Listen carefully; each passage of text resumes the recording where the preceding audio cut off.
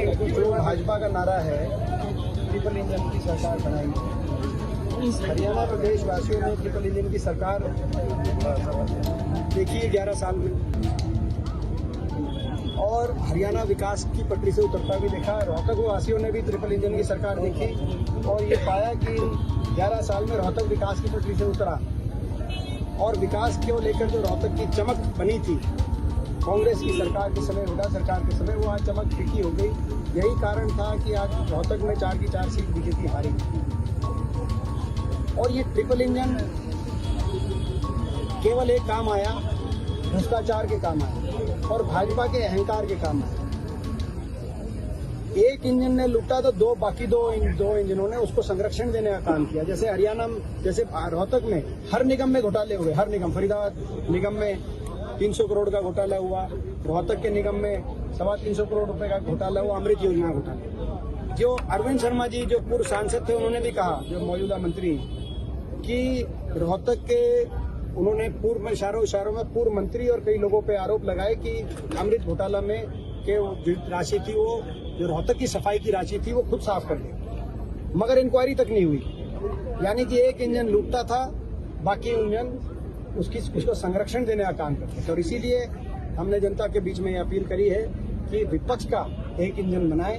2 engine इनके हैं दिल्ली चंडीगढ़ में, जो करना वो करेंगे, लेकिन एक इंजन विपक्ष को मिले ताकि इनके भ्रष्टाचार पे लगाम लगाई जा सके, निगरानी रखी जा सके, लोगों के काम आ सके, लोगों की सुनवाई हो सके। अगर कोई ये गलत काम करे तो कम से कम हम उठ के खड़े हो, हम लड़ाई लड़े, विपक्ष लड़ाई लड़े, इनके अहंकार पे अंकुश लग सके।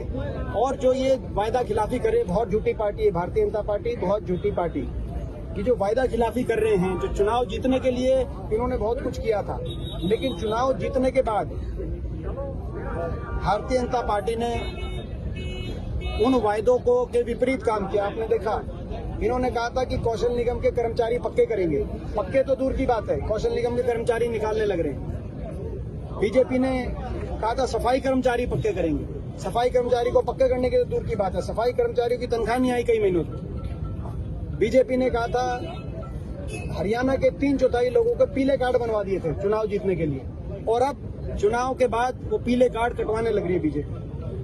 तो जो इस तरह के वायदा खिलाफी के काम करें, तो कम से कम एक इंजन अगर विपक्ष का होगा तो विपक्ष ऐसे कामों को नहीं करने देगा। अगर भ्रष्टाचार बीजेपी करेगी तो विपक्ष का इंजन भ्रष्टाचार को रोकने का काम करेगा। और अगर अहंकार में बीजेपी जाएगी तो इस नतीजे से बीजेपी के अहंकार पे अंकुश लगेगा। और भाजपा की सरकार जो उड़न खटोले पे घूम रही है, ये भाजपा के मंत्री अनिल विज जी कह रहे हैं, वो कम से कम उड़न खटोले से नीचे आएगी धरातल पे और लोग काम करेंगे। तो आज लोगों के पास ये अवसर है कि संतुलन लाएं प्रदेश की राजनीति में, और निकाय चुनाव में कांग्रेस पार्टी का साथ देकर कांग्रेस पार्टी को मजबूत करें।